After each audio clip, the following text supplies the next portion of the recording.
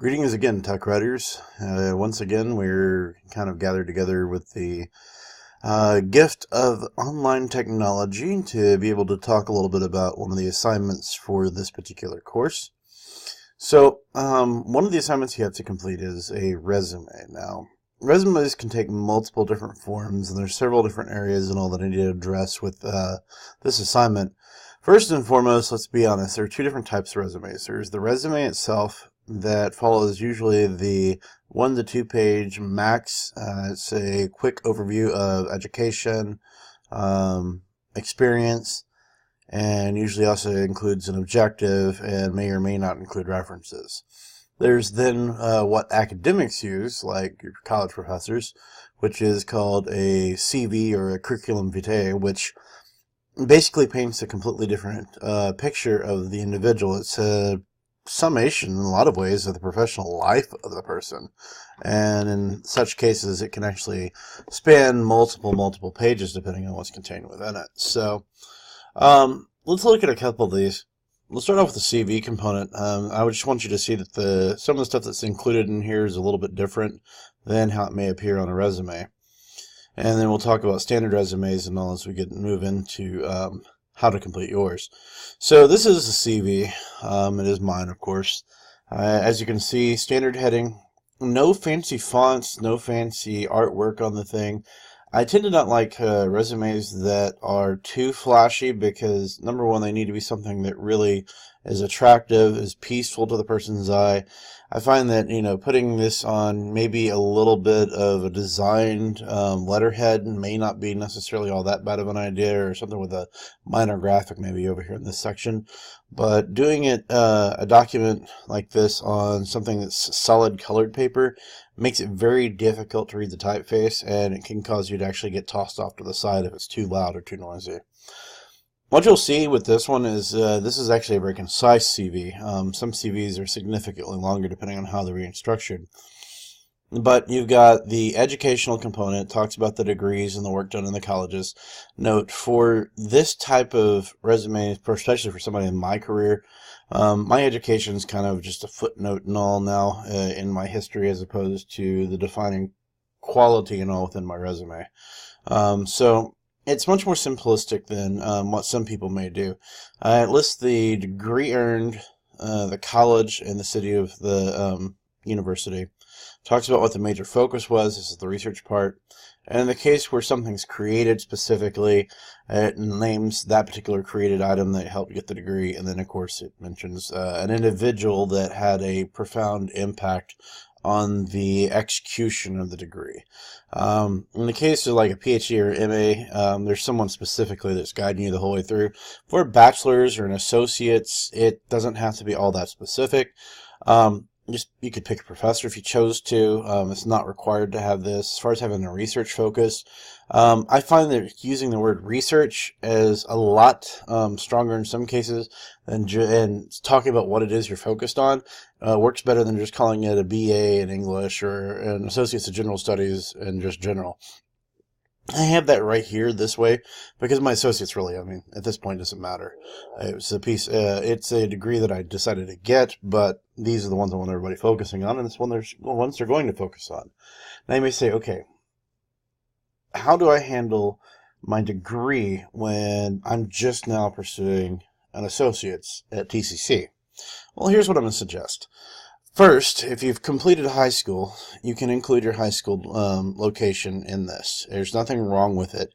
It's a piece of the educational background and story of you. Even if it's 5-10 years since you've been in the school, there's nothing wrong with including it because it's a part of who you are.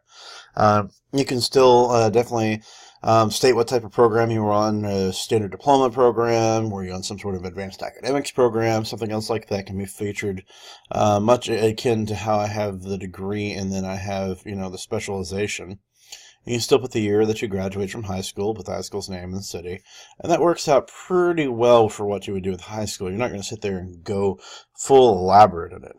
You want to focus your attention on what you're doing and what you're going to have done at the college level. What you would then do for the college is it would be the top of the list, because note, the more powerful, if you will, of degrees goes first. you go ahead and put your TCC one in as with the date of anticipated completion in the parentheses. You still have the college, you still have the city and location of it.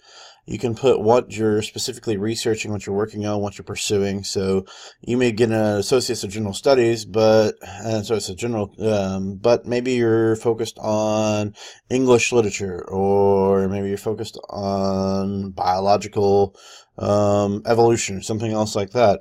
Put what it is you're focusing on, and if there's a particular professor and all that's really kind of guiding you, mentoring you right now at the junior college level, they can go there. If there's not, that can be left out. You can put at least 2 items typically in the education point, even at the associate's level.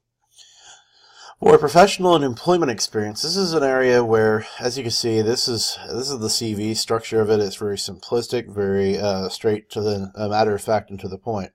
I'll be dead honest, my resume doesn't look much different. As far as at least listing the items, but it builds them out a lot differently. So here's the thing. This one shows, this is my resume. It's what I use whenever I'm applying for administrative positions, and I also work at secondary schools. As you can see, it highlights specific things that I've done quite a bit more than the CV did. The CV has some of these exact same job experiences, but it doesn't blow them up. And the reason is twofold. Number one, the CV really isn't so much about what I've done professionally as it is to where I've worked, and then moving on into the research that I've done as an academic, the papers I've written, the presentations I've done, any grants I may have received. Those types of things are significantly more important for a college, but for a resume, it's more important to list the important pieces and all that go along with you. And this is an area where a lot of you are probably going to be thinking, okay, this is something I don't have a bunch of. I've only worked in, say, retail or something else like that. And I'm here to tell you that it doesn't really matter. I'm going to open up a new Word document to kind of go through this. So let's say for a moment that you're like one of my wife's friends and you want to get a job in security. You want to be a Walmart security guard. And you've never worked a day of security in your life. In fact, the only thing you've ever done is worked for a convenience store. Well, you're going to have to get inventive. Now, I'm not talking about adding things into a resume that don't exist. What I'm talking about is taking a moment to carefully consider the background of who you are and where you've come from. And I'm actually going to make a slight switch to this. Instead of going for the security guard part, because it's a little bit more complicated, I took a little bit more of a tap dance. Let's look at if you wanted to go into, say, education. So let's say, as is the case with many individuals, if you decided to go into education, you may have looked after a niece, a nephew, a friend's kid, somebody and all at some point in time. So first thing you're going to do is properly title it.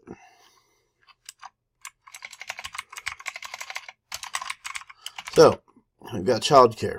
That's what we specialized in. You can also set that up with the city and location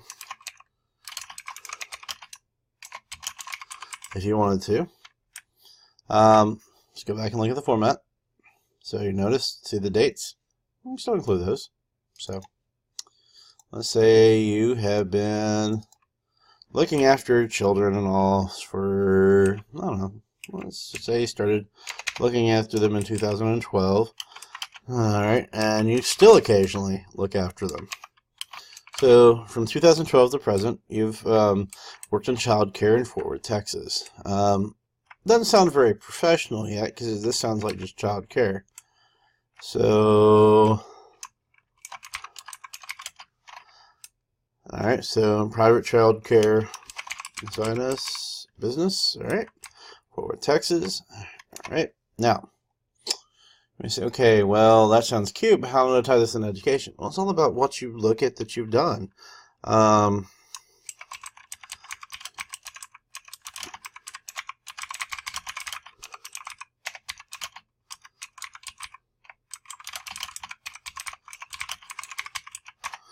So, instead of just saying I played with the kids, planned engaging activities for young children of multiple ages. That sounds a lot more like what a teacher would do. You do lesson planning and stuff to prep things and all to be able to engage kids. You're working with multiple age groups. You don't have to say that whether they're 5, 10, 3 months old. You don't have to really cover that. I mean, you're talking about the skill set that you've actually done, things you've mastered while operating in this private child care business of yours.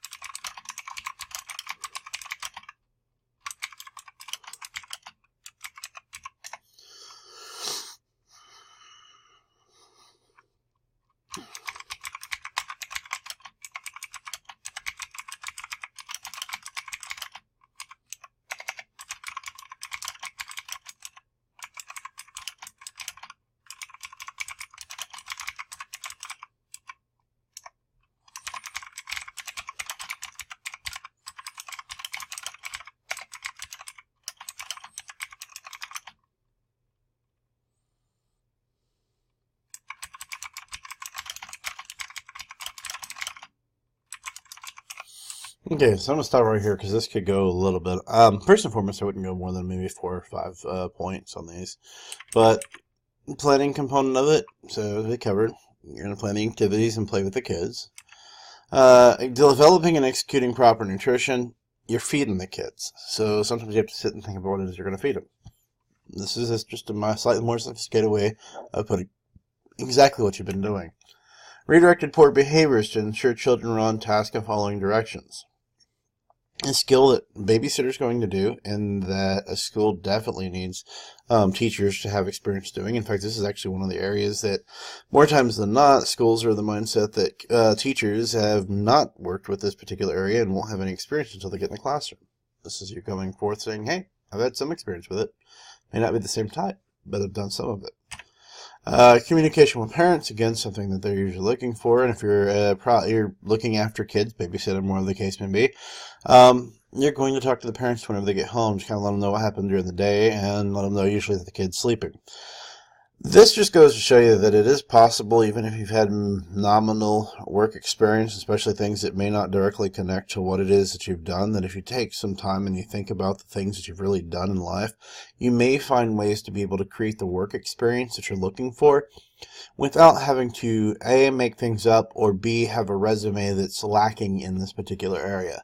There's no good really that's going to come from having a resume that doesn't have the employment, the job piece filled in with a fairly decent number of entries. Keep in mind, most resumes are going to be a page in length max. They're not going to be as long as, say, mine is. They're going to have the heading component. They're going to go directly into usually the outcome. So outcome would be to earn a position teaching children in grades 8 through 12. And then they're going to move into the education. It's going to be pretty quick and to the point. Again, this shows there can be a difference, and I don't have the degrees or things included. I honestly, if it weren't that my resume needed to be shorter, I probably would have included more of the stuff like my CV has, where it talks about, the specific areas of study that I completed. And then I'd go into my details about my work experience. Yours, again, would probably look closer to like this than like this, especially if you're kind of, filling in your qualifications by talking about finding creative ways to represent the work that you've actually done. Now, I'd also like to point out, those of you that have actually been, parents for this earlier stage of your adult life and you're now coming back to college, do not discredit the work that you do in the household. All of that work is work and all that deserves the representation within a resume. And again, it's all about creatively labeling what that work would be. Home supervisor, organizer of household activities, things like that. And again, none of this is lying. None of this is bending the truth. All it is properly representing the skill set that you have so that you can land the job that you're after. My wife's friend that got the position at the Walmart security position, we took things like his classes that he took as a kid in martial arts and all, and used those to help kind of justify some of the training that he had to be able to handle different situations if he was hired as a security guard. We looked at the jobs that he'd performed and how they connected to what he was really wanting to go after. We made certain that the resume spoke to what he wanted to be. Another thing, though, that you'll find, aside from that, is, this is kind of going back to the old CV component, some people will actually include their references at the bottom. I'm going to encourage you not to do this with a resume. Make certain the resume leaves the references for a separate page. The simple reason for doing this is that if the references are included with the resume itself, it's going to exceed typically the 1 to 2 page length. So just a suggestion to keep in mind. I'll be back in a moment with the video for the cover letter and the follow-up letter.